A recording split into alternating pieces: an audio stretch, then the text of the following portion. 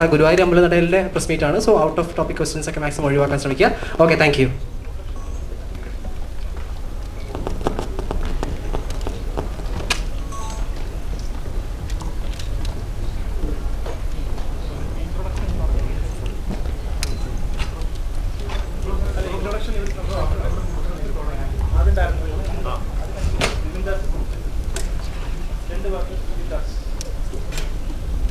നമസ്കാരം. ഹലോ, കേൾക്കുന്നുണ്ടോ? നമസ്കാരം. ഗുരുവായൂർ അമ്പലനടയിൽ എന്ന സിനിമ മെയ് 16 റിലീസാവാണ്. അപ്പോൾ ഞങ്ങളൊരു 1.5 വർഷമായിട്ട് ഇതിൻ്റെ പുറകിൽ വർക്ക് ചെയ്യുന്ന എല്ലാവരും ഈ കാണുന്ന ക്രൂ, കാസ്റ്റ്, ഈ പറഞ്ഞ പോലെ പ്രൊഡ്യൂസേഴ്സ്, അതിൻ്റെ എല്ലാ ഗ്രൂപ്പ് മെമ്പേഴ്സും എല്ലാ ഡിപ്പാർട്ട്മെൻറ്റും 1.5 വർഷമായിട്ട് ഈ സിനിമയ്ക്ക് വേണ്ടി കഷ്ടപ്പെടുന്നുണ്ടായിരുന്നു. അപ്പം ഇത് ശരിക്കും ഒരു വലിയ സിനിമയായി മാറുന്ന ഈ കാസ്റ്റിൻ്റെ ഒരു ഇത്രയും ആൾക്കാർ വരുന്നു, ഇത്രയും അഭിനേതാക്കൾ വരുന്നതുകൊണ്ടാണ് ഇത്രയും വലിയൊരു സിനിമയായിട്ടത് മാറുന്നത്. പക്ഷേ അതിന് പിന്നിൽ പ്രവർത്തിച്ച ടെക്നീഷ്യൻസിനെ നമ്മൾ ഒരിടത്ത് മെൻഷൻ ചെയ്തിട്ട് എല്ലാം പുതിയ ആൾക്കാരാണ്. അപ്പോൾ നമ്മളിപ്പോൾ മറ്റു പടങ്ങൾ വെച്ച് കമ്പയർ ചെയ്യുമ്പോൾ ഇപ്പോൾ ക്യാമറാമാൻ ഫസ്റ്റ് പടമാണ് നീരജ് രവി, നമ്മുടെ ആർട്ട് ഡയറക്ടർ കമ്പാരിറ്റീവ്ലി പുതിയ ആളാണ് സുനിൽ കുമാരൻ എന്ന് പറഞ്ഞ ആൾ, മ്യൂസിക് അങ്കിത് മേനോൻ, പുള്ളി ഓൾമോസ്റ്റ് 1-2 പടങ്ങളായിട്ടുള്ളൂ. അപ്പം ഈവൻ എല്ലാവരും ഓൾമോസ്റ്റ് ടെക്നീഷ്യൻസ് എല്ലാം പുതിയ ആൾക്കാരാണ് നമ്മൾ വർക്ക് ചെയ്യുന്നത്. അപ്പം അതിൻ്റെ ഒരു മെയിൻ അഡ്വാൻറ്റേജ് എനിക്ക് അവരെല്ലാം ഈ 1.5 വർഷത്തേക്ക് കിട്ടിയെന്നുള്ളതാണ്. അപ്പം ഈ സിനിമ അവരുടെ കൂടെ സിനിമയാണ്. അപ്പം അവർക്ക് ഞാനൊരു താങ്ക്സ് പറയാൻ ഈ സ്പേസ് ഞാൻ യൂസ് ചെയ്യണം. കൂടെ എല്ലാവരും ഈ സിനിമ കാണണം എന്ന് ഞാൻ അഭ്യർത്ഥിക്കുന്നു. Thank you.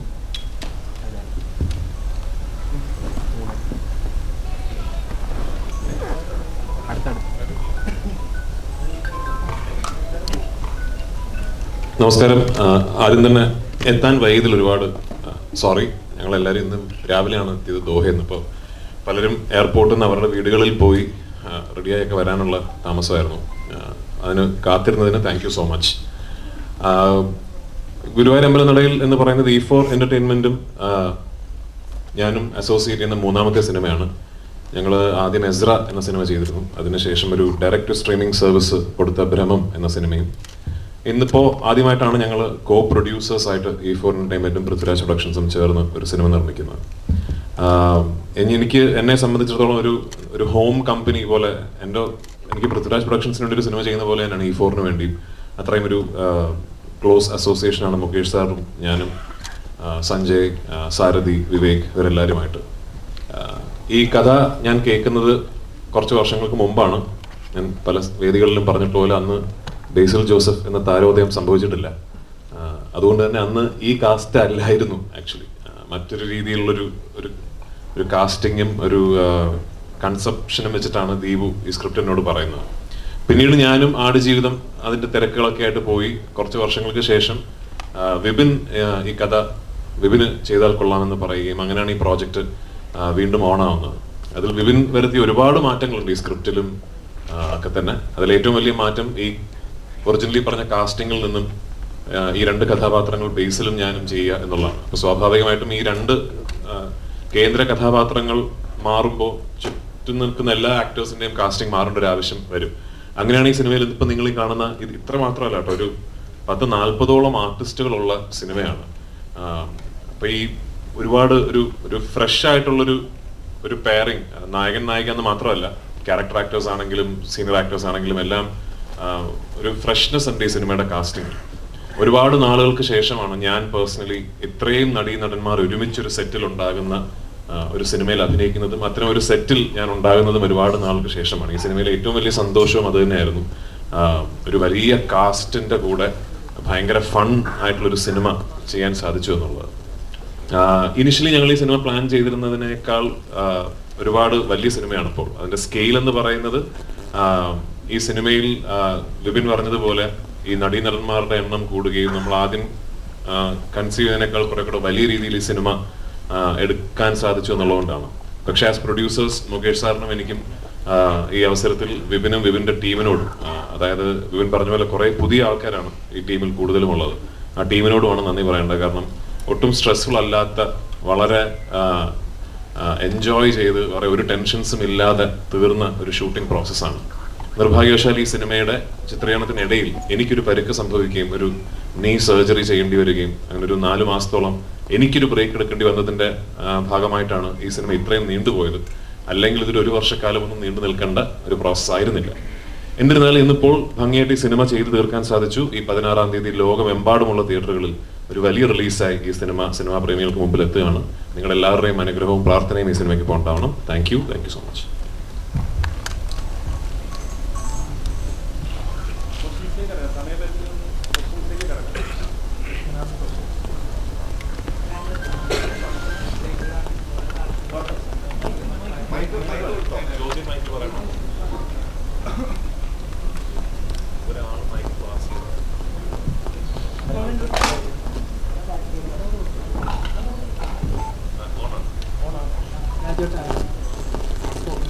എത്രത്തോളം എക്സൈറ്റഡ് ആണ് കുറെ കാലം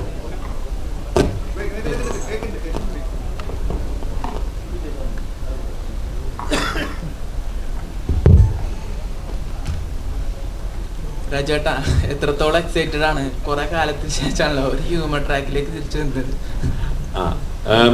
ഹ്യൂമർ എന്നുള്ളതിനേക്കാൾ ഒരു നല്ല തിരക്കഥ, ഒരു നല്ല രീതിയിൽ ചിത്രീകരിക്കപ്പെട്ട ഒരു സിനിമയുടെ ഭാഗമാകുക എന്ന് പറയുന്നത് തന്നെയാണ് എക്സൈറ്റ്മെന്റ്. അതിപ്പോൾ ഹ്യൂമർ എന്നുള്ളതിനേക്കാൾ ഏത് സിനിമയും നമ്മൾ മനസ്സിൽ കണ്ട പോലെയോ അല്ലെങ്കിൽ അതിനേക്കാൾ ഭംഗിയായിട്ടോ ആ സിനിമ അതിൻ്റെ ഒരു ഫൈനൽ പ്രോഡക്റ്റിലേക്ക് എത്തുന്നു എന്ന് പറയുമ്പോൾ ഒരു നടനായിട്ടും നിർമ്മാതാവായിട്ടും വലിയ സന്തോഷം തരുന്ന, എക്സൈറ്റ്മെന്റ് തരുന്ന കാര്യം തന്നെയാണ്. പിന്നെ ഓഫ് കോഴ്സ് എല്ലാ സിനിമകൾക്കും ഒരു യാത്രയുണ്ടല്ലോ. അപ്പോൾ ഈ സിനിമയുടെ യാത്ര ആലോചിക്കുമ്പോൾ എനിക്ക് തോന്നുന്നു എല്ലാം നല്ലതിനായിരിക്കാം. കാരണം ദീപു ഈ തിരക്കഥ എന്നോട് വന്ന് പറഞ്ഞപ്പോൾ എനിക്കറിയില്ല, വിപിനെന്ന് ആദ്യത്തെ മുത്തുകോ ചെയ്തിരുന്നു ആ സമയത്ത്. ഒരു സിനിമയൊക്കെ ചെയ്ത് നിൽക്കുന്ന ഒരു സംവിധായകനാണ്. പിന്നെ ജയ ജയ ജയ ഹേ റിലീസാവുന്നു. വിപിന്റെ ഫിലിം മേക്കിങ്ങിന് ഒരു ഭയങ്കര ഒരു ഫാൻ ഫോളോയിങ് ഉണ്ടാകുന്നു. അങ്ങനെ ദീപു പറഞ്ഞ് എനിക്ക് ഇഷ്ടപ്പെട്ട ഒരു തിരക്കഥ വിപിന്റെ അടുത്ത് എത്തുന്നു. ആ കാലയളവ് കൊണ്ട് ബേസിൽ ഒരു വളരെ പോപ്പുലർ സ്റ്റാർ ആകുന്നു, ഫാമിലി സ്റ്റാർ ആകുന്നു. അങ്ങനെ എല്ലാം കൊണ്ടും എനിക്ക് തോന്നി ഓരോ സിനിമകൾക്കും ഒരു നിമിത്തം ഉണ്ടാവും. അപ്പൊ ആ യാത്രയുടെ പര്യവസാനം ഇന്ന് ഈ ഫോമിൽ ഈ സിനിമ എത്തി നിൽക്കുമ്പോൾ ഒരുപാട് സന്തോഷം, എക്സൈറ്റ്മെന്റ്. പിന്നെ ഈ ഞാൻ നേരത്തെ പറഞ്ഞല്ലോ, കുറെ നാളുകളായി അറ്റ്ലീസ്റ്റ് ഞാൻ ഇങ്ങനൊരു സിനിമയിൽ അഭിനയിച്ചിട്ടും സത്യത്തിൽ ഇങ്ങനൊരു സിനിമ കണ്ടിട്ടും ഈ കുറെ നടീനടന്മാരൊക്കെ ഉള്ള 2 കുടുംബങ്ങൾ, അവർക്കിടയിൽ നടക്കുന്ന കുറച്ച് തെറ്റിദ്ധാരണകൾ, എല്ലാ പ്രായപരിമിതിയിലുമുള്ള കഥാപാത്രങ്ങൾ, എല്ലാവർക്കും റിലേറ്റ് ചെയ്യാൻ പറ്റുന്ന ഇൻസിഡൻസ്, അങ്ങനെ കുറെ കൺഫ്യൂഷൻസ്, കാര്യങ്ങൾ അങ്ങനെ ചെന്ന് അവസാനിക്കുന്ന ഒരു വലിയ ക്ലൈമാക്സ്, എല്ലാ സിനിമയിലെ എല്ലാ ക്യാരക്ടേഴ്സും എല്ലാ നടീനടന്മാരും ഒരുമിച്ച് പങ്കെടുക്കുന്ന ഒരു വലിയ ക്ലൈമാക്സ് സീക്വൻസ്. അപ്പൊ അത്തരം ഒരു സിനിമ ഞാൻ മിസ് ചെയ്യുന്നുണ്ട് മലയാളത്തിൽ. അപ്പൊ അത് പ്രേക്ഷകർ മിസ് ചെയ്യുന്നുണ്ടാവുമെന്ന ശുഭപ്രതീക്ഷയിലാണ് ഞങ്ങളുടെയൊക്കെ എക്സൈറ്റ്മെന്റ്. അപ്പൊ 16-ാം തീയതി പ്രേക്ഷകർ വിധി എഴുതട്ടെ.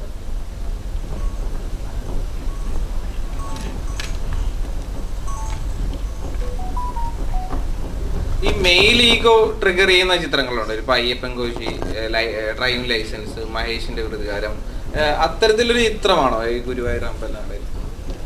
അല്ല, ഇത് ആ സിനിമകളുടെ ഒരു കോർ എലിമെന്റ് അല്ല ഈ സിനിമയുടെ ഇത്. പക്ഷെ ഈ സിനിമയിലും 2 ഫ്ലോഡ് ആയിട്ടുള്ള ആൾക്കാരാണ് 2 പ്രധാന പ്രൊട്ടാഗണിസ്റ്റുകൾ. ഇപ്പോ അയ്യപ്പനും കോശിയും എന്ന് പറഞ്ഞാൽ നമ്മൾ ഒറ്റ നോട്ടത്തിൽ കോശി കുര്യൻ വില്ലനും അയ്യപ്പൻ നായർ നായകനും എന്ന് തോന്നിയാലും സത്യത്തിൽ നമ്മൾ ഒന്ന് അനാലിറ്റിക്കലായിട്ട് ചിന്തിച്ചാൽ 2 പേരും കുഴപ്പം പിടിച്ച ആൾക്കാരാണ്. 2 പേരും ഫ്ലോഡ് ആയിട്ടുള്ള ഹ്യൂമൻസ് ആണ്. അപ്പൊ അവർക്കിടയിൽ സംഭവിക്കുന്ന കുഴപ്പങ്ങളാണല്ലോ. ആ സിമിലാരിറ്റി ഉണ്ട് ഇതില് വിനു എന്ന ബേസിലെ കഥാപാത്രവും ആനന്ദൻ എന്ന ഞാൻ ചെയ്യുന്ന കഥാപാത്രവും അടിസ്ഥാനപരമായിട്ട് ഫ്ലോഡ് ആയിട്ടുള്ള ആൾക്കാരാണ്. അവർക്ക് ഒരുപാട് കുഴപ്പങ്ങളുള്ള കക്ഷികളാണ്. അപ്പൊ അവർക്കിടയിൽ ഉണ്ടാകുന്ന പ്രശ്നങ്ങൾക്കും ആ കുഴപ്പങ്ങളുടെ ഒരു സ്വഭാവമുണ്ട് എന്നുള്ളതിനപ്പുറത്തേക്ക് ആ പറഞ്ഞ സിനിമകളുമായിട്ട് അങ്ങനെ കമ്പയർ ചെയ്യാൻ പറ്റുന്ന ഒരു സ്വഭാവമല്ലേ ഈ സിനിമയ്ക്ക്. ആനന്ദൻ ഒരു സൈക്കോ ആണ്. സൈക്കോ അത് ആനന്ദിനെ ആര് കാണുന്നു എന്നനുസരിച്ചിരിക്കും. മോൻ കണ്ടാൽ ചിലപ്പോൾ സൈക്കോ ആയിട്ട് തോന്നിയേക്കാം. ഈ ബേസിൽ ഇപ്പം എന്താണ് റീസെന്റ് ഇപ്പൊ ഒരു ഡയറക്ടർ എന്ന നിലയിൽ ഒരുപാട് അച്ചീവ്മെന്റ്സ് കാര്യങ്ങളൊക്കെ അതിന് ശേഷം ഈ നേരത്തെ പറഞ്ഞ പോലെ ഒരു ഫാമിലി സ്റ്റാർ എന്ന നിലയിൽ ഇപ്പം മലയാളത്തിൽ നിൽക്കുകയാണ്. പൃഥ്വിരാജിനെ പോലെ ഒരു ആക്ടറിന്റെ കൂടെ അഭിനയിച്ചത് കരിയറിൽ ഒരു അച്ചീവ്മെന്റ് ആയിട്ട് കരുതുന്നുണ്ടോ?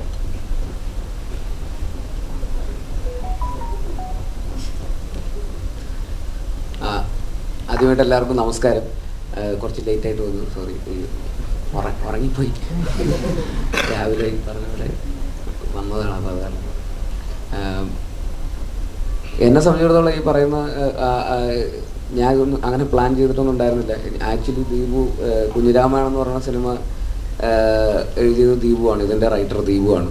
അപ്പോൾ കുഞ്ഞിരാമായണമൊക്കെ കഴിഞ്ഞ് ഗോദയുടെ പ്രീ പ്രൊഡക്ഷനൊക്കെ നടക്കുന്ന സമയം തൊട്ട് ദീപു ഗുരുവായൂരമ്പല നടയിലിൻ്റെ സിനിമയെക്കുറിച്ചും അന്ന് പല ആർട്ടിസ്റ്റ് കോമ്പിനേഷൻ അതിനെക്കുറിച്ചൊക്കെ സംസാരിക്കാറുണ്ടായിരുന്നു.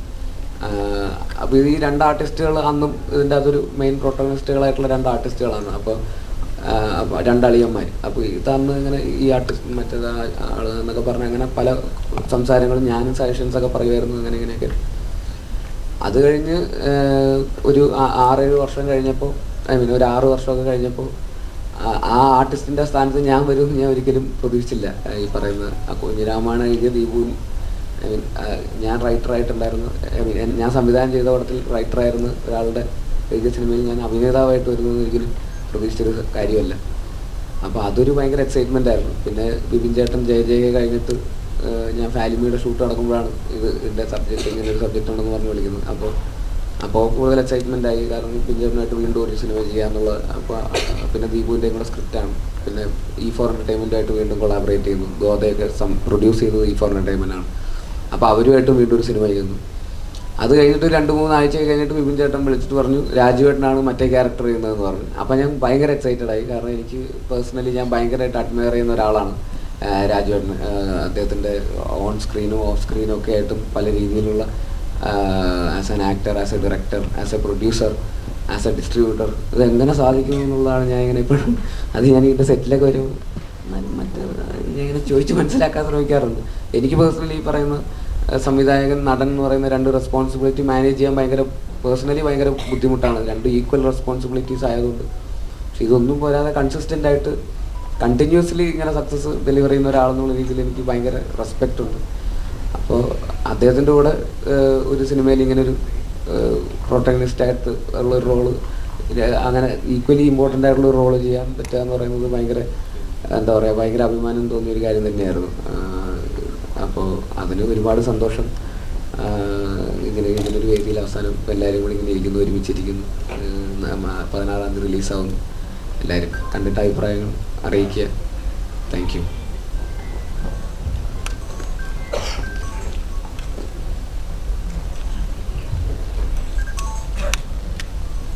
രാജേട്ടാ,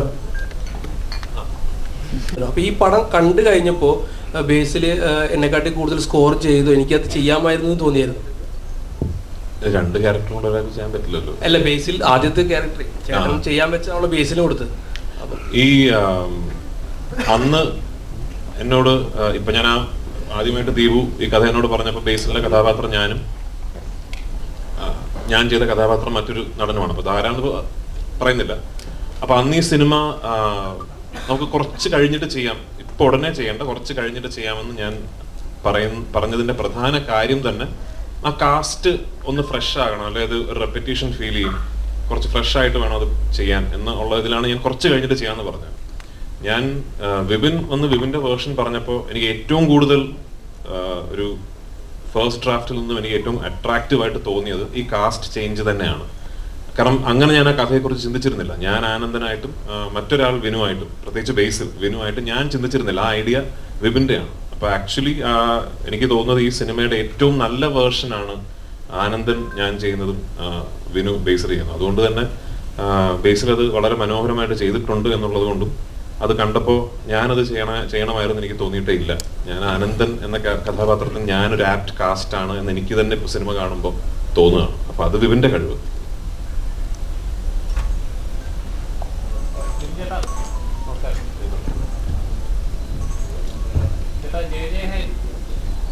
ജയ ഹേ ഇറങ്ങിയ സമയത്ത് അത് വൻ ഹിറ്റായിരുന്നു. ഫാമിലി ഓഡിയൻസിനായാലും ശരി, യൂത്തിനായാലും ശരി, ഒരുപാട് ചിരിക്കാനായിട്ടായാലും എന്റർടൈൻ ചെയ്യപ്പെടുന്ന നല്ലൊരു ചിത്രമായിരുന്നു. ബേസിലൊക്കെ ഒരുപാട് ചിരിച്ച സീനുകളുണ്ടായിരുന്നു. അപ്പോൾ ഈ ഗുരുവായൂരമ്പല നടയിൽ വരുമ്പോൾ അത് പക്ക ഒരു എന്റർടൈനിങ് കോമഡി ചിത്രമാണെന്ന് ട്രെയിലറിലൂടെ നമുക്ക് മനസ്സിലാവുന്നുണ്ട്. എങ്ങനെയാണ് ഈ ഇവർ ചെയ്ത ഇത് കറക്റ്റ് ആയിരിക്കും എന്ന് കറക്റ്റ് ഒരു ഡയറക്ടറുടെ പോയിന്റ് ഓഫ് വ്യൂവിൽ ഉണ്ടാവുമല്ലോ? അല്ല, അത് സ്ക്രിപ്റ്റ് ഡിമാൻഡ് എന്ന് പറയുന്നത്. ആ സ്ക്രിപ്റ്റിൽ ജയ വേറൊരു തന്നെ റൂട്ടിലുള്ള സർക്കാസ്റ്റിക് മൂവിയാണ്. അതൊരു കോമഡി മൂവിയായിട്ട് ട്രീറ്റ് ചെയ്ത് നമുക്ക് ഫൈനലൗട്ട് കാണുമ്പോഴാണ് അത് കോമഡി ആയിട്ട് തോന്നുന്നത്. അത് ഷൂട്ട് ചെയ്യുമ്പോൾ സമയത്തൊക്കെ നമ്മൾ ചിലപ്പോൾ ചിരിക്കാം, ചിലപ്പോൾ ചിരിക്കാതിരിക്കാം എന്നുള്ള കൺഫ്യൂഷൻ ഉണ്ടായിരുന്നു. ചിലപ്പോൾ ചെയ്യുന്ന ഓവർഡു ആണോ എന്നൊക്കെ തോന്നും. കാര്യം അതിനകത്ത് ബേസിക്കലി സ്ത്രീയുടെ എമോഷൻ ആണല്ലോ വെച്ച് നമ്മൾ പ്ലേ ചെയ്യുന്നത്. അപ്പോൾ ചിലർക്ക് ചിരി വരണമെന്നില്ല. അപ്പം ആ ഒരു പേടിയും കൺഫ്യൂഷനും ഉണ്ട്. പിന്നെ അതിന് മ്യൂസിക് ചെയ്യാൻ ഭയങ്കര പാടാണ്, സർക്കാസ്റ്റിക്കലി ചെയ്യാൻ ഭയങ്കര പാടാണ്. അത് ആളുകൾ എങ്ങനെ എടുക്കുമെന്ന് അറിയില്ല. പക്ഷെ ഒരു കോമഡി മൂവി ചെയ്യണമെങ്കിൽ നമുക്കതിനെ സപ്പോർട്ട് ചെയ്ത് കൊടുത്താൽ മതി എന്നുള്ളതാണ്. അപ്പോൾ അതിനനുസരിച്ച് ആർട്ടിസ്റ്റുകൾക്കൊക്കെ മാറ്റം വരാം, അവർക്ക് എന്തുവേണം ചെയ്യാം എന്നുള്ള സ്പേസ് ഒക്കെ ഉണ്ട്. അപ്പം ജയന്ന് ഗുരുവായൂരിലോട്ട് വരുമ്പോൾ രണ്ട് സ്ക്രിപ്റ്റ് ആയതിൻ്റെ ഒരു ബെനിഫിറ്റാണ്. അപ്പം അതുമായിട്ട് നമുക്ക് കമ്പാരിസൺ ചെയ്യാൻ പറ്റില്ല. എന്നാലും ഇതിന് ഒരു നമ്മൾ കണ്ട് ശീലിച്ച് വന്ന കോമഡി സിനിമകളുടെ ട്രാക്കിലുള്ള ഒരു സിനിമയാണ്. അപ്പം കോമഡി ഉണ്ടോ എന്ന് വെച്ചാൽ കോമഡി ഉണ്ട്, പക്ഷെ അത് നിങ്ങൾ ചിരിച്ചറിയാതെ കോമഡി ആവുള്ളൂ. അപ്പോൾ അതുവരെ കോമഡി ഉണ്ടെന്ന് പറയാൻ എനിക്ക് ഭയങ്കര കോൺഫിഡൻസ് കുറവുണ്ട്. അപ്പം അതൊരു വെഡ്ഡിങ് ആണ് എൻ്റെ ഹൈലൈറ്റ്. നമ്മളൊരു കല്യാണം കൂടുക എന്നുള്ളൊരു പരിപാടിയിലാണ് ഞാൻ ഫോക്കസ് ചെയ്തിരുന്നത് പടം മൊത്തത്തിൽ. അപ്പം ആ ഒരു കല്യാണം നടക്കുമോ ഇല്ലയോ എന്നൊക്കെ ഉള്ളൊരു കൺഫ്യൂഷൻ വരുന്ന സിനിമയാണ്. അതാണ് എൻ്റെ ഓൺലൈനിൽ ഒറ്റ വാക്കി പറയുകയാണെങ്കിൽ കല്യാണം നടക്കുമോ ഇല്ലയോ, അല്ലെങ്കിൽ കല്യാണം എന്തായിരിക്കും അവസ്ഥ, ഇതാണ് നമ്മുടെ ഹൈലൈറ്റ്. അപ്പോൾ അത് ബേസ് ചെയ്ത് പോകുമ്പോൾ അതിനകത്ത് കോമഡി ഉണ്ട്, പാട്ടുണ്ട്, ഡാൻസ് ഉണ്ട്, ഫൈറ്റ് ഉണ്ട്, അല്ലെങ്കിൽ കുറേ കൺഫ്യൂഷൻസ്, പറയുന്ന ഇമോഷൻസ് ഉണ്ട്, എല്ലാം ഉണ്ട്. അപ്പം ഇതൊരു കംപ്ലീറ്റ് കോമഡി പടമാണോ എന്ന് ചോദിച്ചാൽ എനിക്ക് അങ്ങനെ പറയാൻ പറ്റില്ല. പക്ഷെ എന്നാലും കോമഡി ഉണ്ട് പടത്തിൽ. നോർമലി ഒരു എല്ലാ ജോണേഴ്സ് എടുത്ത് നോക്കുകയാണെങ്കിൽ ഹ്യൂമർ ആയിരിക്കും കുറച്ചുകൂടെ റിസ്ക് ആയിട്ടുള്ളത്. കാരണം വെച്ചാൽ എപ്പോഴും നമ്മൾ കമ്പാരിസൺ ഇന്ന പടത്തിൽ ഇത് വന്നിട്ടുണ്ടോ, എപ്പോഴും അങ്ങനെ ഒരു കമ്പാരിസൺ എപ്പോഴും ഉണ്ടാവാറ്. ഈ പടത്തിൻ്റെ സീനിലെ അങ്ങനെ ഒരു കമ്പാരിസൺ എപ്പോഴും നമ്മൾ ചെയ്യാറുള്ളതാണ്. അപ്പോൾ ഇങ്ങനെ ഒരു പടം ചെയ്യുന്ന സമയത്ത് അല്ലെങ്കിൽ ഹ്യൂമർ ഇത് വർക്കൗട്ട് ആവുമെന്ന് എപ്പോഴും നമ്മൾ കെയർഫുൾ ആയിട്ടായിരിക്കുമല്ലോ ഓരോ കാര്യങ്ങൾ ചെയ്യുന്നത്. അങ്ങനെ ഒരു പേടിയുണ്ടോ? അല്ല, എല്ലാം ചെയ്യാനും പേടിയുണ്ടാവും. ഹ്യൂമർ മാത്രമല്ല, ത്രില്ലർ ചെയ്യാനും ആക്ഷൻ ചെയ്യാനൊക്കെ പേടിയുണ്ടാവും. എന്ത് ചെയ്താലും നമ്മളിപ്പോൾ ഏതെങ്കിലും സിനിമയുടെ സൈഡിലോട്ട് ചെന്നെത്തും. നമ്മൾ കണ്ട സിനിമകളോ അല്ലെങ്കിൽ നമ്മൾ അറിയാത്ത സിനിമകൾ ചെയ്ത് വന്നു കഴിഞ്ഞിട്ടാണ് ഞാൻ മറ്റൊരു സിനിമയെക്കുറിച്ച് അറിയുന്നത്. അപ്പം നമുക്കത് അറിയാൻ പറ്റില്ല ഇത് എവിടേക്ക് എങ്ങോട്ടൊക്കെ പോകുന്നു. അതും അതിൻ്റെ ഒരു ഫൈനൽ റിസൾട്ട് എന്തായാലും പേടിയോടെ തന്നെ ആയിരിക്കും നമ്മൾ കാണുന്നത്. അപ്പം അത് കോമഡി ആയാലും ഏതായാലും ഒരേപോലെ തന്നെയാണ്.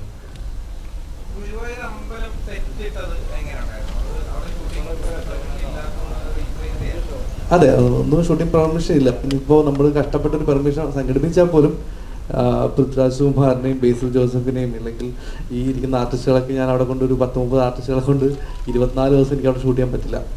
എന്തായാലും അത് ഡിസ്റ്റർബൻസ് ആവും അവർക്ക്. പിന്നെ എന്തായാലും നമ്മുടെ ഷൂട്ട് നടക്കത്തില്ല കൃത്യമായിട്ട്. അപ്പം നമ്മളതിനെക്കുറിച്ച് ചിന്തിക്കാനേ പോയിട്ടില്ല, അത് നടക്കില്ല. അപ്പോൾ അത് നമ്മൾ പെർമിഷൻ എടുത്തിട്ട് അതിൻ്റെ ഒരു സെറ്റ് ഇടുക എന്നുള്ളൊരു ഒറ്റ ഓപ്ഷനേ നമുക്കുണ്ടായിരുന്നുള്ളൂ. അപ്പോൾ അത് ഞാൻ പറഞ്ഞില്ല, സുനിൽ കുമാരൻ എന്ന് പറഞ്ഞ ഒരാളാണ് ഡയറക്ടർ. പുള്ളിയുടെ തുടക്ക സിനിമകളിലൊന്നാണ്. അപ്പം അദ്ദേഹം വളരെ നന്നായിട്ട് അത് കൈകാര്യം ചെയ്തു. നന്നായിട്ട് നമുക്ക് എക്സാക്റ്റ് ഗുരുവായൂരമ്പലം ഫീൽ ചെയ്യുന്ന രീതിയിലൊരു സെറ്റ് റീക്രിയേറ്റ് ചെയ്തു. അത് സെറ്റെന്ന് പറയാൻ പറ്റില്ല, റീക്രിയേറ്റ് ചെയ്യുക ചെയ്തു. പുള്ളി സെയിം സൈസിൽ ആ സെയിം സ്ട്രെങ്തനിങ് ഉണ്ടായിരുന്നു. നമുക്ക് ലൈറ്റ് കയറ്റണം, ഇത്രയും പേർക്ക് അത് നിൽക്കണം. അപ്പം ഏതാണ്ട് സെറ്റെന്ന് പറയാൻ പറ്റില്ല, അത് ഒറിജിനൽ പോലെ ബിൽഡ് ചെയ്തെടുത്തു പുള്ളി. അപ്പം അത് പൊളിക്കാൻ തന്നെ 2 മാസം എടുത്തു ബേസിക്കലി. അപ്പം തന്നെ നമുക്ക് മനസ്സിലാവില്ല അത് എത്രത്തോളം സ്ട്രോങ് ആയിരുന്നു. അപ്പം അത് നമുക്കൊരു ചലഞ്ചായിരുന്നു. നമ്മൾ ആദ്യം തുടങ്ങുമ്പോൾ ഇത് എങ്ങനെയാവും, എന്താവും, സെറ്റിട്ട് കഴിഞ്ഞപ്പോഴാണ് നമുക്ക് എല്ലാവർക്കും ആ ഒരു ഉന്മേഷമോ അല്ലെങ്കിൽ ഇത് സിനിമ വലുതായെന്ന് ഫീൽ ചെയ്യുന്നത് ആ ദിവസങ്ങളിലാണ്. അപ്പം അതിൻ്റെ ക്രെഡിറ്റ് മൊത്തം അതിൻ്റെ ആർട്ട് ഡയറക്ടറുകളാണ്. ആ ടൈമിലുള്ളൊരു ഇതെങ്ങനെയായിരുന്നു? ഈ ക്രൗഡൊക്കെ മെയിൻറ്റെയിൻ ചെയ്യണമല്ലോ. ഗുരുവായൂർ നമ്മൾ എപ്പോൾ പോയാലും ഭയങ്കരമായിട്ട് ക്രൗഡ് ഉള്ളൊരു സംഗതിയാണ്. അതിൻ്റെ ഉള്ളിലാണ് ഈ ക്ലൈമാക്സ് പോർഷൻസ് ഈ പറഞ്ഞ പോലെ 24 ദിവസം. അപ്പോൾ അതിൻ്റെ കോസ്റ്റ് എത്രയാന്നൊക്കെ ഒന്ന് പറയാൻ കഴിയുമോ? കോസ്റ്റ് പ്രൊഡ്യൂസർ പറയുന്നത് ക്രൗഡ് നമുക്കൊരു 10,000-1500 പേരിൽ പുറത്ത് എല്ലാ ദിവസവും ഉണ്ടായിരുന്നു. ഒരു 10-24 ദിവസം ഷൂട്ട് ഉണ്ടായിരുന്നു. അപ്പോൾ ആ 24 ദിവസം ഈ ക്രൗഡ് മാനേജ് ചെയ്യാൻ തന്നെ ഒരു ഡയറക്ഷൻ ടീം ഉണ്ടായിരുന്നു. അവർക്കുള്ള ആക്ടിവിറ്റീസ് കൊടുക്കാൻ ഒരു ഡയറക്ഷൻ ടീം ഉണ്ടായിരുന്നു. പിന്നെ അവരെ ടേക്ക് കെയർ ചെയ്യുന്ന രീതി എനിക്ക് ഏറ്റവും ഇഷ്ടപ്പെട്ടത് P4-ഉം പൃഥ്വിരാജ് പ്രൊഡക്ഷൻസും ഞാനതിൽ ഭയങ്കരമായിട്ട് അഭിമാനിക്കുന്നുണ്ട്. അവർ ജൂനിയേഴ്സിനെ ട്രീറ്റ് ചെയ്ത രീതി, അവർക്ക് ഉണ്ടായിരുന്ന ഫുഡ്, എല്ലാ ദിവസവും ഞങ്ങളെക്കാളുള്ള ഫുഡ് അവർക്കാണ് കിട്ടിക്കൊണ്ട്. അവർക്ക് സെപ്പറേറ്റ് കേറ്ററിംഗ് സർവീസിൽ നിന്നുള്ള നോൺ വെജ് ഉൾപ്പെടെയുള്ള നല്ല ഫുഡും എല്ലാം അവർക്ക് കൊടുത്തായിരുന്നു. പ്ലസ് അവർക്കുള്ള ടോയ്ലറ്റ് സർവീസുകൾ, അവർക്ക് വേണ്ടി സെപ്പറേറ്റ് ടോയ്ലറ്റ്സ് ഉണ്ടാക്കി, ടോയ്ലറ്റ്സ് ഉണ്ടാക്കി കൗണ്ട് ചെയ്യാൻ പറ്റില്ല, അത്രയും ടോയ്ലറ്റ്സ് ഉണ്ടാക്കി. പിന്നെ അവർക്ക് വിശ്രമിക്കാൻ സ്പേസ്, ഫാനൊക്കെ വെച്ചിട്ട് അങ്ങനെ എല്ലാം സെറ്റ് ചെയ്ത് അവരെ നന്നായിട്ട് കെയർ ചെയ്തു എന്ന് എനിക്ക് തോന്നിയിട്ടുണ്ട്. അപ്പം അത് എല്ലാ സിനിമയിലും സാധ്യമല്ല. പക്ഷേ അതിന് വേണ്ടി തന്നെ ഒരു ഡിപ്പാർട്ട്മെൻറ്റ് ഈ ജൂനിയേഴ്സിനെ ഹാൻഡിൽ ചെയ്യാനും അവരെ കെയർ ചെയ്യാനും അവർക്ക് കൊണ്ട് കാര്യങ്ങൾ എത്തിക്കാനും ഒക്കെ ആയിട്ട് E4-ന്റെ സൈഡിൽ നിന്നും പൃഥ്വിരാജ് പ്രൊഡക്ഷൻ്റെ സൈഡിൽ നിന്ന് ഒരു ടീം തന്നെ ഉണ്ടായിരുന്നു. ഒരു ജൂനിയേഴ്സിനെ കോർഡിനേറ്റ് ചെയ്യാൻ. അതൊരു വലിയ ഭയങ്കര ഒരു പ്ലാനായിട്ട് തോന്നി. അതൊരു സിസ്റ്റമാറ്റിക് ചെയ്യുന്നതിൻ്റെ ഒരു എവിഡൻസ് ആയിട്ട് എനിക്ക് തോന്നുന്നു. അത് എല്ലാ സിനിമയിലും ഇത്രയും ക്രൗഡ് ഉണ്ടെങ്കിൽ അത് ഡെഫിനറ്റ്ലി അടുത്ത സിനിമകളിലും എല്ലാവർക്കും അപ്ലൈ ആവുന്ന ഒരു പരിപാടിയായിട്ട് മാറി. അതൊരു എക്സാമ്പിളായിട്ട് എനിക്ക് തോന്നി. അപ്പോൾ അത് ഭയങ്കര നല്ലൊരു സംഭവമായിട്ട് എനിക്ക് തോന്നി. അപ്പം ആ ക്രൗഡിനെ ഹാൻഡിൽ ചെയ്യാൻ എനിക്ക് കുറച്ചുകൂടി ഈസി ആയിരുന്നു. കാര്യം അവർ വരുന്നത് തന്നെ ഇങ്ങനെ ട്രീറ്റ് ചെയ്തിട്ടാണ് വരുന്നത് ആൾക്കാർ നമ്മുടെ ടീമിൻ്റെ. അപ്പോൾ അതിൻ്റെ ഒരു ഗുണമുണ്ടായി എനിക്ക്. അപ്പം ഈ പറഞ്ഞ ക്രൗഡും അതിനകത്ത് സഹകരിച്ചിട്ടുണ്ടെന്ന് തന്നെയാണ് എൻ്റെ വിശ്വാസം.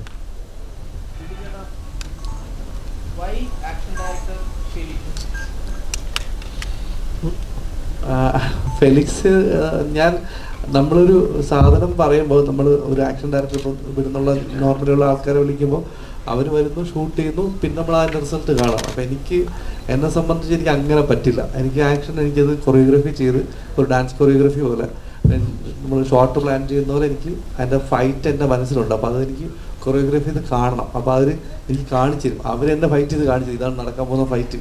അപ്പോൾ അതിലെനിക്ക് ചേഞ്ചസ് വരുത്താം, എന്നിട്ട് നമുക്ക് ഡിസ്കസ് ചെയ്യാം. ആ ഡിസ്കഷനിൻ്റെ പുറത്താണ് വീണ്ടും ഒരു ഷൂട്ട് ചെയ്യും. ആ സാധനം ഷൂട്ട് ചെയ്ത് ഞങ്ങളെ കാണിച്ച് ഇതിൻ്റെ ആംഗിൾസ്, കട്ട്സ് എല്ലാം നമ്മൾ ഫിക്സ് ചെയ്ത് എല്ലാം ലോക്കായിട്ട് പ്രിവ്യൂ നമ്മൾ കണ്ടു. എന്നിട്ടാണ് നമ്മൾ അതിന് ഷൂട്ട് ചെയ്യാൻ പോകുന്നത്. അപ്പോൾ നമുക്ക് ആവശ്യമുള്ള പോർഷൻസ് മാത്രം എടുക്കാൻ പറ്റും. അപ്പം അതിന് എനിക്ക് ഭയങ്കര ഗുണം ചെയ്തത് രാജുവിൻ്റെ ഇഞ്ചുറി ഉണ്ട്. അപ്പം ആ ഇഞ്ചുറി ടൈമിലും പുള്ളി അധികം ബുദ്ധിമുട്ടിക്കാതെ ആവശ്യമുള്ള ഷോട്ട് മാത്രം മാർക്ക് ചെയ്ത് സ്ട്രെസ്സ് കുറച്ച് നമുക്ക് ചെയ്യാൻ പറ്റും. അതിപ്പം ജയിലാണെങ്കിലും സെയിം കണ്ടീഷൻസ് ബേസിലും ദർശനയും ഫൈറ്റ് ചെയ്തപ്പോൾ ഉണ്ടായിരുന്നു.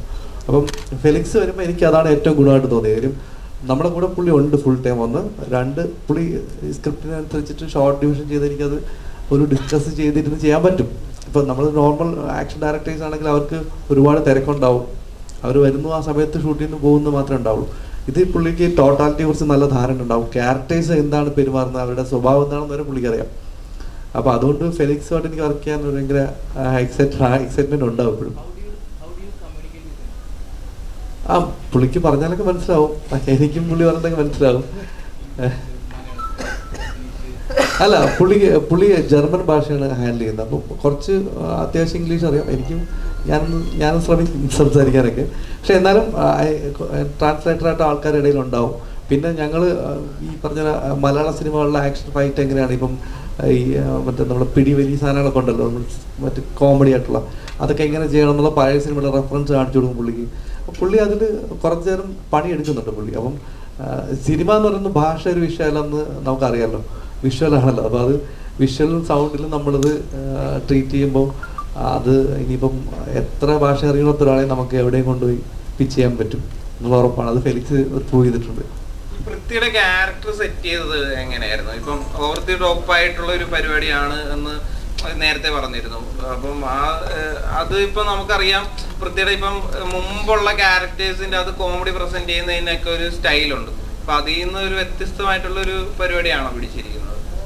അല്ല, അങ്ങനെ വ്യത്യസ്തമാക്കാൻ വേണ്ടി ശ്രമിച്ചിട്ടൊന്നുമില്ല. കാര്യം ഈ സിനിമ കുറച്ച് ആളുകൾക്ക് റിലേറ്റ് ചെയ്യണമെന്നുണ്ട്. പിന്നെ ഇത് ശരിക്കും നമ്മൾ ഈ താരങ്ങളായിട്ട് കാണുന്നൊരു സിനിമ തന്നെ ഇരിക്കുന്നത്. ഇത് പൃഥ്വിരാജ് ആണെങ്കിലും ബേസിലാണെങ്കിലും നിഖിലാണ്, അനുശ്വരാണെന്നൊക്കെ നമ്മൾ ഫീൽ ചെയ്യുന്ന ഒരു സിനിമയായിരിക്കും. അത്രയും ഭയങ്കര ക്യാരക്ടർ പിടിക്കാനുള്ള സിനിമയല്ല. നമ്മളൊരു കല്യാണം കൂടാൻ പോകുന്ന സിനിമയാണ്. അപ്പം ആ ഒരു വൈബിൽ പോകുന്നതുകൊണ്ട് നമുക്ക് ഒരുപാട് ക്യാരക്ടർ ചേഞ്ച് ഒന്നും വരുത്താൻ പറ്റില്ല. എന്നാലും ആ ക്യാരക്ടർ ഡിമാൻഡ് ചെയ്യുന്നത് അങ്ങനെ പ്രസൻറ്റ് ചെയ്യണമെന്നാണ്. അപ്പം എന്നാലും സിനിമയുടെ ആ പിന്നോടുള്ള പോക്കിന് ഗുണകരമാവുള്ളൂ. കാര്യം നമ്മൾ ഭയങ്കര റിയലിസ്റ്റിക് ആയിട്ട് പടം പിടിച്ചാൽ അവസാനത്തുമ്പോൾ നമ്മൾ ലോജിക്കൊക്കെ കയ്യിൽ നിന്ന് പോകുന്നുണ്ട് പലയിടത്തും. ആ കയ്യിൽ നിന്ന് പോകുമ്പോൾ ഇതുവരെ കണ്ട സിനിമയിലോ നിങ്ങൾ കാണുന്നതെന്ന് വിചാരിക്കും. അപ്പോൾ അതുകൊണ്ട് സിനിമയിലെ ക്യാരക്ടേഴ്സിനാണെങ്കിലും സിനിമയിലുള്ള ആ സീനുകളിൽ കുഞ്ഞു കുഞ്ഞു കാര്യങ്ങളിൽ വരെ നമ്മൾ കുറച്ച് എക്സാജറേറ്റ് ചെയ്തിട്ടാണ് മുന്നോട്ട് പോകുന്നത്. അത് സിനിമയുടെ അവസാനം എത്തുമ്പം ഈ പറഞ്ഞ ലോജിക്കൽ ഇഷ്യൂസ് ഉണ്ടാവാതിരിക്കാനാണ്. അപ്പം ലോജിക്കൽ ഇഷ്യൂസ് എന്തായാലും ഉണ്ടാവും. ആ ലോജിക്ക് മാറ്റി വെച്ചിട്ട് സിനിമ കാണേണ്ടി വരും. ഇപ്പം നമ്മൾ പണ്ട് ഇപ്പോൾ പറക്കുന്നളിയോ അല്ലെങ്കിൽ CD മ്യൂസിക് കാണുന്ന പോലെ ഞാൻ ആ സിനിമ വെച്ച് കമ്പയർ ചെയ്തല്ല, ലോജിക്ക് കുറച്ച് മാറ്റി വെച്ച് കണ്ടാൽ ഇഷ്ടപ്പെടും എന്നുള്ളതാണ്. അപ്പം ആ ലോജിക്ക് ഒഴിവാക്കാൻ വേണ്ടി ഇതിനെല്ലാം ഞാൻ കുറച്ച് റിയൽ ലൈഫിൽ നിന്ന് കുറച്ച് അപ്പ് ചെയ്ത് സിനിമ ചെയ്യേണ്ടിയിരിക്കുന്നു. അപ്പം ആ ക്യാരക്ടേഴ്സും അതിനനുസരിച്ച് കുറച്ച് ഓവർ ദ ടോപ്പ് ചെയ്യേണ്ടി വരും. അതിപ്പം നമ്മൾ രാജുവിനെ മാത്രമായിരിക്കും ചിലപ്പോൾ ട്രെയിലർ ടീസർ അങ്ങനെ കണ്ടത്. ഇവിടെ ഇരിക്കുന്ന എല്ലാവരും അതുപോലെ ചെയ്യുന്ന ഇച്ചിരി കിളി പോയാൽ ഇച്ചിരി കാരിക്കേച്ചറായിട്ടുള്ള ക്യാരക്ടേഴ്സ് തന്നെയാണ്. പുതിയൊരു വൃത്തിയെ കാണാമെന്ന് പറഞ്ഞല്ലോ, എത്തരത്തിലാണ് അങ്ങനെ ഒരു തോന്നല്? ഇത് തന്നെയല്ലേ എൻ്റെ അടുത്ത് ഞാൻ ചോദിച്ചത്? അല്ല, ഞാൻ പറഞ്ഞിട്ടുണ്ട് പുതിയൊരു വൃത്തിയെ കാണുന്ന കാര്യം. അന്ന് ആരുമ്പോൾ കാലിൽ ഇഞ്ചുറി ഉണ്ടായിരുന്നു, ഇഞ്ചുറിക്ക് ശേഷം ഒരു പുതിയ വൃത്തി.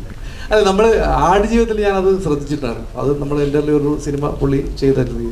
ഇതിൽ നമുക്കൊരു നെഗറ്റീവ് ഷെയ്ഡുള്ള എന്നാൽ കോമഡി ഹാൻഡിൽ ചെയ്യുന്ന ആദ്യം അങ്ങനത്തെ ഒരു ജോണറിൽ രാജു ചെയ്തിട്ടില്ല.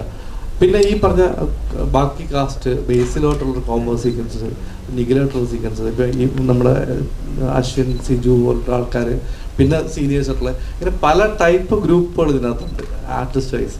ഇവരുടെയൊക്കെ കോമ്പിനേഷൻസ് ഒക്കെ നല്ല രസമായിട്ട് വരും. ഇപ്പം പ്രത്യേകിച്ച് എനിക്ക് ജോമോനും വന്നിട്ടില്ല, ജോമോനും രാജുവായിട്ടുള്ള സീന് നമ്മൾ എഴുതുമ്പം ആ സീൻ എങ്ങനെ ഉണ്ടെന്ന് അറിയില്ല.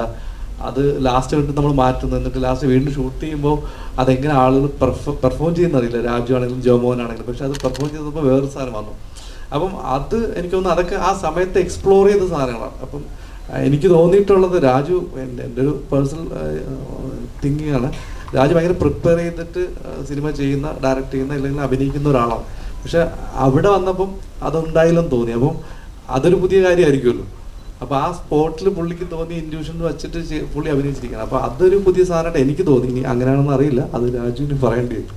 ഈ രണ്ട് ഡയറക്ടേഴ്സിനാണല്ലോ, അത് രണ്ട് ഡയറക്ടേഴ്സിന് ചുമ്മാ ഉള്ള ഒരു ഡയറക്ടർ അല്ല, മലയാളത്തിൽ തന്നെ സിഗ്നേച്ചർ ക്രിയേറ്റ് ചെയ്ത രണ്ട് ഡയറക്ടേഴ്സ്.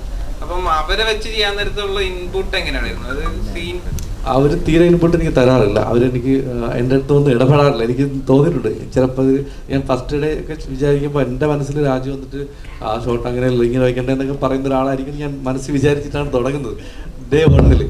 പക്ഷേ രാജു മോണിറ്റർ ഫ്രണ്ടിൽ പോലും വന്നിരിക്കുന്നില്ല, ആ സ്പോട്ട് കാണുന്നില്ല. അപ്പം ഞാൻ എനിക്ക് മനഃപൂർവ്വം മാറി എനിക്ക് തോന്നി ഞാൻ ഇൻവൈറ്റ് ചെയ്യും, ഇവിടെ വന്നിരിക്കാം, അല്ലെങ്കിൽ സ്പോട്ട് കാണണോ എന്നൊക്കെ ചോദിച്ചിട്ട് ഒരു ഗ്രാജുവലിയാണ് ഞങ്ങളോട്ട് സിങ്ക് ആവുന്നത്. അതായത് എനിക്ക് ഡിസ്റ്റർബൻസ് ആവണ്ടെന്ന് പുള്ളി വിചാരിച്ചിട്ടുണ്ടാവും. ബേസിൽ എനിക്ക് പണ്ടേ അറിയാം.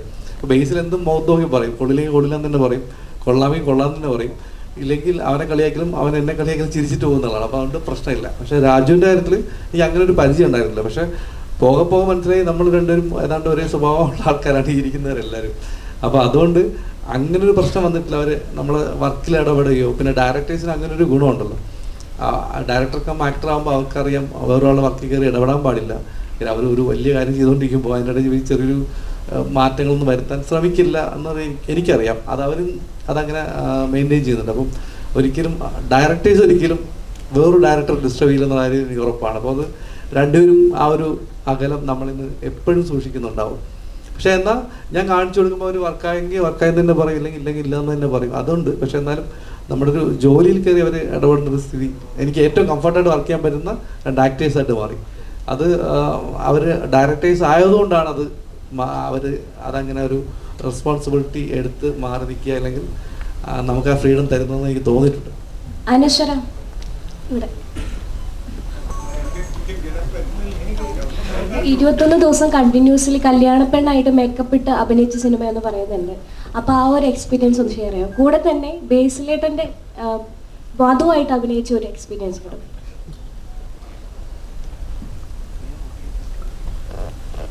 ഹലോ, ഹായ്, എല്ലാവർക്കും നമസ്കാരം.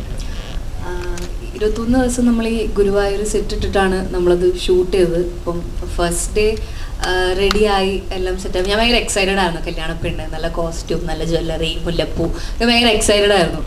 പിന്നെ രണ്ടാമത്തെ ദിവസം മൂന്നാമത്തെ ദിവസം മുതലേക്ക് മനസ്സിലായി പാളി. കാരണം പറ്റില്ല, പുറത്തിറങ്ങിയ ചൂട്, അകത്ത് കാരണം ഒരുപാട് ഈ പടത്തിൽ ആദ്യം തൊട്ട് അവസാനം വരെ ഒരുപാട് സീനിയർ ആയിട്ടുള്ള അല്ലെങ്കിൽ അല്ലാതെയും ഒരുപാട് ആർട്ടിസ്റ്റുകളുണ്ട്. അപ്പം എല്ലാവരും കൂടി ഒരുമിച്ച് വരുന്നതാണ് ഈ ക്ലൈമാക്സ് മൊത്തത്തിൽ, എല്ലാ ആർട്ടിസ്റ്റും. അപ്പം ക്ലൈമാക്സ് ആകുമ്പോൾ ഇവരെല്ലാവരെയും വെച്ച് ചെയ്യണം. അപ്പം നമുക്ക് അവിടെ വന്നിട്ട് നമ്മൾ കുറേ സമയം നമ്മൾ വെറുതെ ഇരിക്കേണ്ടി വരും ചിലപ്പോൾ.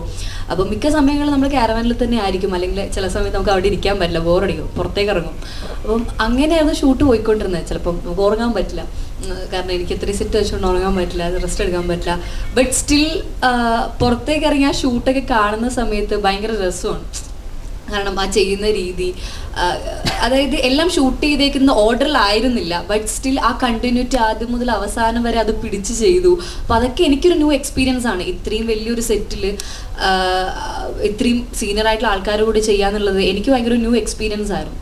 സോ അത് ഞാൻ ഒരുപാട് എൻജോയ് ചെയ്തു. പിന്നെ ബേസിലേട്ടൻ്റെ വധു എന്ന് പറയുന്ന, വധു എന്ന് മാത്രമല്ല പേരായിട്ടാണെങ്കിലും എനിക്ക് ഭയങ്കര കംഫർട്ടായിരുന്നു ആളുടെ കൂടെ വർക്ക് ചെയ്യാൻ. ഇപ്പം നമ്മൾ എൻ്റെ സീനെടുത്ത് എൻ്റെ ക്ലോസ് ആണെങ്കിൽ കൂടി ആളെനിക്ക് അപ്പുറത്തിരുന്ന ആളുടെ ഡയലോഗ് എനിക്ക് ക്യാമറയുടെ ഇപ്പുറത്ത് എനിക്ക് ഡയലോഗ് പറഞ്ഞു തരും.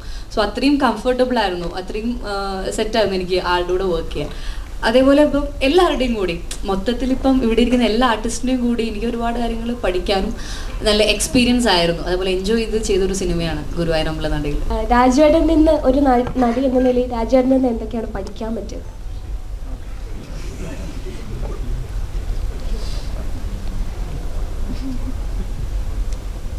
അങ്ങനെ പ്രത്യേകിച്ചൊന്നും പഠിച്ചിട്ടൊന്നുമില്ല.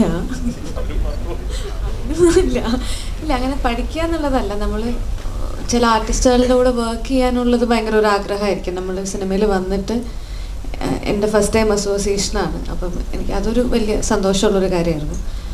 പഠിക്കാനുള്ളൊരു സ്പേസൊന്നും വിപിനേട്ടൻ തന്നിട്ടില്ല. ഒരുപാട് സീനുകളും ഡയലോഗുകളും ഒക്കെ ഉള്ളതുകൊണ്ട് അത് പഠിക്കേണ്ടത് കൊണ്ട് മറ്റേതെനിക്ക് പറ്റിയിട്ടില്ല. ഇല്ല, അങ്ങനെ ഒരാളുടെ അടുത്തുനിന്ന് പഠിക്കുക എന്ന് പറയുന്നത് അഭിനയിക്കുന്ന സമയത്ത് എന്നുള്ളതല്ലല്ലോ. നമ്മൾ ഗ്രാജുവലി ഇപ്പം എല്ലാ ദിവസങ്ങളും നമ്മൾ പ്രൊമോഷൻ്റെ ഭാഗമായിട്ടൊക്കെ കാണുമ്പോഴാണ് നമ്മൾ കൂടുതൽ പരിചയപ്പെടുന്നതും സംസാരിക്കുന്നതും ഒക്കെ. പൃഥ്വിരാജിനെ ബേസിക്കലി ഒരുമിച്ച് അഭിനയിക്കാൻ നേരത്ത് ഒരുപാട് നേരം കൂടെ കിട്ടില്ല ബേസിൽ. അപ്പോൾ ഒരു കഥ പറയാനൊക്കെ ട്രൈ ചെയ്തു, അല്ലെങ്കിൽ മാനറിസം, പൃഥ്വിരാജിന്റെ മാനറിസങ്ങളൊക്കെ പഠിച്ചു. മാനറിസം ഇല്ല, അങ്ങനെ കഥ ഇല്ല. പക്ഷെ എനിക്കിങ്ങനെ ഒരുപാട് ചോദ്യങ്ങളൊക്കെ ചോദിക്കാനുണ്ടായിരുന്നു. എനിക്ക് ആദ്യമൊക്കെ എനിക്ക് നമുക്കൊക്കെ ഒരു പേടി ഉണ്ടാവുമല്ലോ. ഇപ്പോൾ അല്ലേ, ഞാനും അങ്ങനെ അധികം മുമ്പ് ഞാൻ സംസാരിച്ചിട്ടൊന്നുമില്ല, എല്ലാവരെയും പോലെയൊക്കെ തന്നെയാണ് വിമാനത്തിന്റെ സംഗതി എല്ലായിടത്തും പറയുന്നുണ്ടല്ലോ, സെൽഫി എടുക്കാൻ പോയതാണ്. ഞാൻ ഒരു ഫോട്ടോ എടുക്കാൻ വേണ്ടി പോയതാ. അപ്പൊ അന്ന് ഒരു പ്രാവശ്യം, ഈ സിനിമയ്ക്ക് മുമ്പ് ഒറ്റ പ്രാവശ്യം ഞാൻ രാജുവേട്ടനെ കണ്ടിട്ടുള്ളൂ. അത് വിമാനം എന്ന് പറയുന്ന സിനിമയുടെ സെറ്റിൽ ഞാൻ അതുവഴി പോയപ്പോൾ ഒരു ഫോട്ടോ എടുത്തിട്ടുണ്ട്. അല്ലാതെ നമ്മൾ സിനിമയിലൊക്കെ അതൊന്നും ഇവിടെ പറയേണ്ട കാര്യം. അപ്പോൾ അങ്ങനെ അപ്പോൾ ഞാൻ ഭയങ്കര ഫാനാണ്. അപ്പോൾ അത് കാരണം ഇതിൻ്റെ സെറ്റിൽ വന്നപ്പോൾ ഞാനും ഈ സിനിമയിലൊക്കെ കണ്ടിട്ടുള്ള, അല്ലെങ്കിൽ ഇൻ്റർവ്യൂസിലൊക്കെ കാണുന്ന, അല്ലെങ്കിൽ റീലിലൊക്കെ കാണുന്ന രാജുവേട്ടനാണ് എൻ്റെ മുമ്പിൽ. അപ്പോൾ എനിക്കും കുറച്ച് പേടിയുണ്ട്. മോണിറ്ററിൻ്റെ പുറകിൽ ഇങ്ങനെ ഇരിക്കുന്നത്, നമ്മളിങ്ങനെ നമ്മളൊക്കെ കൂടെ ഇങ്ങനെ ഗ്യാങ് ആണല്ലോ, അങ്ങനെയൊക്കെയാണ്, അങ്ങനെയൊക്കെയാണ്. അപ്പോൾ ആദ്യമൊക്കെ അങ്ങനെയായിരുന്നു. പിന്നെ പിന്നെ പിന്നെ പിന്നെ നമ്മുടെ ഒരേ വൈബാന്ന് മനസ്സിലായി. പിന്നെ ഭയങ്കര കോമഡിയായിരുന്നു, തമാശയൊക്കെ പറയും. അങ്ങനെ ടിപ്സോ അല്ല, ഞാൻ ഇങ്ങനെ ചോദിക്കും. അല്ല, ഞാൻ നേരത്തെ പറഞ്ഞില്ലേ, ഇന്ന് രാവിലെയും കൂടെ ചോദിച്ചത് ടിപ്പ് ചോദിക്കല് തന്നെ, ഫുൾ ടൈം ടിപ്സ്. അപ്പോൾ അല്ല, എനിക്കിതൊക്കെ എങ്ങനെയാണ് ഇതെല്ലാം കൂടെ മാനേജ് ചെയ്ത് കൊണ്ടുപോകുന്നത്, എങ്ങനെയാണ് ഇതിൻ്റെ ഒരു സിനിമ എന്ന് മാത്രം ആലോചിച്ചുകൊണ്ട് ജീവിക്കുന്ന ഒരാളാണല്ലോ, ഫുൾ ടൈം സിനിമ. ഒരുപാട് ഇൻ്റർവ്യൂസിലൊക്കെ സംസാരിക്കുന്നതും അദ്ദേഹത്തിൻ്റെ ഒരു വിഷൻ, ഒരു മലയാള സിനിമേനെ റെപ്രസെൻ്റ് ചെയ്യുന്നു, ഒരു ബ്രാൻഡ് അംബാസഡർ എന്നൊക്കെ രീതിയിൽ പുറത്തേക്ക് അതിനൊക്കെ. അപ്പോൾ ഇതൊക്കെ അങ്ങനത്തെ ആസ്പിറേഷൻസ് ഉള്ള ഒരാൾ. അപ്പോൾ ഇതൊക്കെ എനിക്കും ഭയങ്കര, ഞാനും അങ്ങനെ കുറച്ച് അംബീഷ്യസ് ഒക്കെ ഉള്ള ഒരാളാണ്. അപ്പോൾ എനിക്കും ഈ പറയുന്നത് ഭയങ്കര റിലേറ്റബിൾ ആണ് അങ്ങനത്തെ കുറേ കാര്യങ്ങളൊക്കെ. അപ്പോൾ എനിക്കും ആഗ്രഹമുണ്ട് ഇതൊക്കെ എങ്ങനെയാണ്, ഇതൊക്കെ കൂടെ മാനേജ് ചെയ്ത് എങ്ങനെയാണ് കൊണ്ടുപോകുന്നത്, കണ്ടിന്യൂസ്ലി ഇങ്ങനെ കൺസിസ്റ്റൻ്റ് ആയിട്ട് ഇതെല്ലാം മാനേജ് ചെയ്യും. പിന്നെ അവിടെ എങ്ങനെയാണ്, അവിടുത്തെ വർക്കിംഗ് എങ്ങനെയാണ്, ഇവിടെ എങ്ങനെയാണ്, ഇവിടുത്തെ സ്റ്റൈൽ എങ്ങനെയാണ്, ഇങ്ങനെയൊക്കെ ആയിട്ട്. പിന്നെ പഴയ കഥകൾ, ഒരുപാട് സിനിമകളിലെ കഥകളും തമാശകളൊക്കെ അങ്ങനെയൊക്കെ. ഇപ്പോൾ ചെറിയ പ്രായത്തിൽ സിനിമയിൽ അഭിനയിക്കാൻ തുടങ്ങിയ ഒരാളെന്നുള്ള രീതിയിൽ ഇത്രയും വർഷത്തെ എക്സ്പീരിയൻസ് ഉണ്ടല്ലോ. അപ്പോൾ ഫിലിമിൽ ഷൂട്ട് ചെയ്യുന്നു, ഡിജിറ്റലിലേക്ക് വന്നപ്പോൾ അത് ഷൂട്ട് ചെയ്യുന്നു, പല പല ആർട്ടിസ്റ്റുകളുടെ കൂടെയും പല ഡയറക്ടേഴ്സിൻ്റെ കൂടെയൊക്കെ ഒരുപാട് സിനിമകൾ വർക്ക് ചെയ്തിട്ടുണ്ട്. തെലുങ്കിൽ ചെയ്യുന്നു, ഹിന്ദിയിൽ ചെയ്യുന്നു, അങ്ങനെ പല ഭാഷകളിൽ ചെയ്യുന്നു. അപ്പോൾ എല്ലാത്തിനെ കുറിച്ച് നമുക്ക് കുറേ കാര്യങ്ങൾ, കഥകളൊക്കെ ചോദിക്കാനുണ്ട്. അവരൊക്കെ എങ്ങനെയാണ് ഇതിൻ്റെ പരിപാടി, ഇവരെങ്ങനെ പ്രശാന്ത് ഇങ്ങനെയൊക്കെ നമുക്ക്. അപ്പോൾ അങ്ങനെ ഒരുപാട് ചോദിക്കാനുണ്ട് ആക്ച്വലി. അപ്പോൾ അങ്ങനെ ഞങ്ങൾ ഇടയ്ക്കിടയ്ക്ക് ഇങ്ങനെ ഞാൻ ടിപ്സ് ചോദിക്കാറുണ്ട്. എനിക്ക് ബേസിൽ ഒരുപാട് വർക്ക് ചെയ്ത് ഇങ്ങനെ ടയർഡൊക്കെ ആയില്ലെങ്കിൽ ഒരുപാട് കാര്യങ്ങളൊക്കെ ഏറ്റെടുത്ത് ചെയ്യാൻ നേരത്ത് വിനീത് ശ്രീനിവാസ് ഇടയ്ക്ക് വിളിച്ചിട്ട് ചോദിക്കും, എടാ നീ ഓക്കെ അല്ലേ എന്നിങ്ങനെ ചോദിക്കുമെന്ന് പറഞ്ഞിട്ടുണ്ട്. അതൊക്കെ നമ്മുടെ തൃപ്തിക്ക് പറ്റിയത് സംഗതിയാ, ഈ എല്ലാം കൂടെ ആ പരിപാടിയാണോ ഈ പറഞ്ഞിരുന്നത്? പറഞ്ഞു വിനീതേട്ടൻ പറഞ്ഞത്. അതായത് വിനീതേട്ടൻ ഈ പറയുന്ന പോലെ ഞാൻ എന്താ കുറേ എല്ലാം കൂടെ ആയിട്ട് ഞാൻ ഭ്രാന്തായിട്ടിരിക്കുമ്പോൾ ഒരു വിനീതേട്ടൻ എൻ്റെ അടുത്ത് വിളിച്ചിട്ട് ഒരു ദിവസം, എടാ നീ ഓക്കെ ആണോ, എല്ലാവരും എന്തെങ്കിലും ഡേറ്റ് മറ്റേത് അതപ്പോൾ ഒരു ഇപ്പോൾ ഒരു എങ്ങനെയൊക്കെയാണല്ലോ ചോദിക്കുക. അപ്പോൾ ഒരാൾ പെട്ടെന്ന് ഓക്കെ അല്ലേ എന്ന് ചോദിച്ചപ്പോൾ എനിക്ക് ഭയങ്കര അങ്ങനെയൊക്കെ ആൾക്കാർ ഓക്കെ, അത് ഭയങ്കര ഇതായിരുന്നു. അപ്പോൾ അതിനെക്കുറിച്ച് വിനീതേട്ടൻ ഒരു ഇൻ്റർവ്യൂവിൽ പറഞ്ഞു.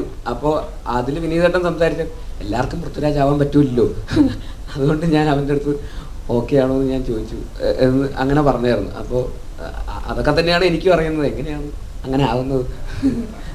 അത് പ്രത്യേക ടിപ്സ് വല്ലതും കൊടുത്തോ? Hi all, excuse me. Siju bro എത്രത്തോളം സ്വപ്നതുല്യമാണ് ഈ സിനിമ? ഇപ്പം രാജുവേട്ടൻ തന്നെ കഴിഞ്ഞ ഒരു ഇന്റർവ്യൂ പറഞ്ഞു, പഴയ ഒരുപാട് നാളിന് ശേഷമാണ് കാരവാന് പുറത്ത് ഇതുപോലൊരു പഴയ കാലഘട്ടത്തെ ഓർമ്മിപ്പിക്കുന്ന രീതിയിൽ ആ സിനിമ സെറ്റിലെ അനുഭവങ്ങൾ എന്ന് പറഞ്ഞു. ഒന്നാമത്തെ ചോദ്യം, എത്രത്തോളം സ്വപ്നതുല്യമാണ് ഈ സിനിമ? രണ്ട്, ആ ലൊക്കേഷൻ അനുഭവങ്ങൾ. അപ്പോൾ കഴിഞ്ഞ ഇന്റർവ്യൂവിലാണ് രാജുവേട്ടൻ അത് പറഞ്ഞത്, ഒരുപാട് നാളിന് ശേഷമുള്ള ഒരു സിനിമ സെറ്റ് കാണാൻ കഴിഞ്ഞു എന്നുള്ളത്. അപ്പോൾ എത്രത്തോളം രസകരമായിരുന്നു? ഇതെൻ്റെ രണ്ടാമത്തെ സിനിമയാണ്, രോമാഞ്ചത്തിന് ശേഷമാണ്. രണ്ടാമത്തെ സിനിമയിൽ എനിക്ക് ഇവരുടെയൊക്കെ അടുത്തിരിക്കാൻ പറ്റുന്നൊന്നും സ്വപ്നം പോലും കണ്ടിട്ടുള്ളതല്ല. എത്രയോ പേരൊക്കെ എത്രയോ പടങ്ങൾക്ക് ശേഷമായിരിക്കും അവർക്കൊക്കെ ഇത് കിട്ടും. പക്ഷേ അത് രാജേണ്ണനും വിജയണ്ണ ഇവരൊക്കെ നമ്മളെ പരിഗണിക്കുന്നതാണല്ലോ, ഇവിടെ വന്നിരിക്കാനും പറ്റുന്നതും നിങ്ങൾക്ക് ഇപ്പോൾ എന്നോട് ചോദ്യം ചോദിക്കാൻ പറ്റുന്നതല്ല. പിന്നെ ലൊക്കേഷനുള്ള എക്സ്പീരിയൻസ് എന്ന് വെച്ച് കഴിഞ്ഞാൽ വിപിൻ ചേട്ടൻ ഭയങ്കര സപ്പോർട്ടീവാണ്. നമുക്ക് പേടിയുണ്ട്, കാരണം ഇവരൊക്കെ ഭയങ്കര സീനിയർ ആർട്ടിസ്റ്റുകളാണ്.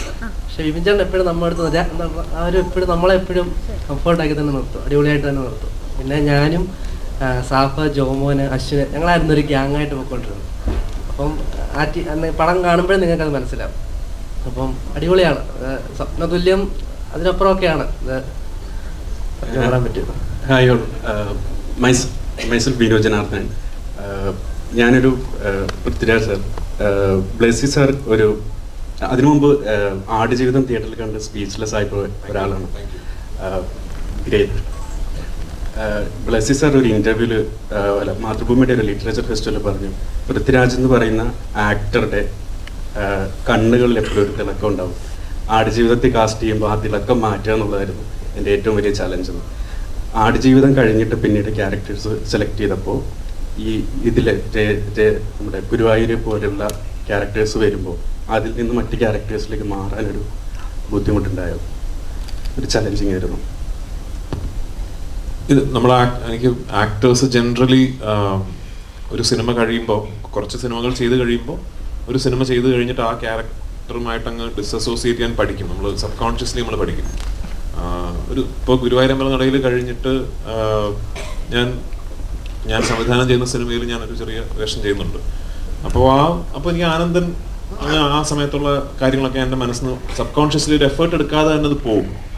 പക്ഷെ ആടുജീവിതത്തിനെ സംബന്ധിച്ചിടത്തോളം മറ്റ് സിനിമകളെ പോലെയല്ല. കാരണം ഒരു 10-16 വർഷക്കാലം ആ സിനിമയ്ക്കൊപ്പം യാത്ര ചെയ്തത് കൊണ്ട് അങ്ങനെ ഫുള്ളി അതങ്ങ് ഡിസസോസിയേറ്റ് ചെയ്തിട്ട് ഇനിയില്ല എന്നുള്ളൊരു, ഇപ്പോഴും ചില സമയങ്ങളിലൊക്കെ ഞാൻ ആ കഥാപാത്രത്തെ കുറിച്ചൊക്കെ ഇനിയിപ്പോൾ ചിന്തിച്ചിട്ട് കാര്യമൊന്നുമില്ല, കാരണം സിനിമ റിലീസായി. പക്ഷെ എന്നാലും ചിലപ്പോൾ ചിന്തിക്കാറൊക്കെ ഉണ്ട്.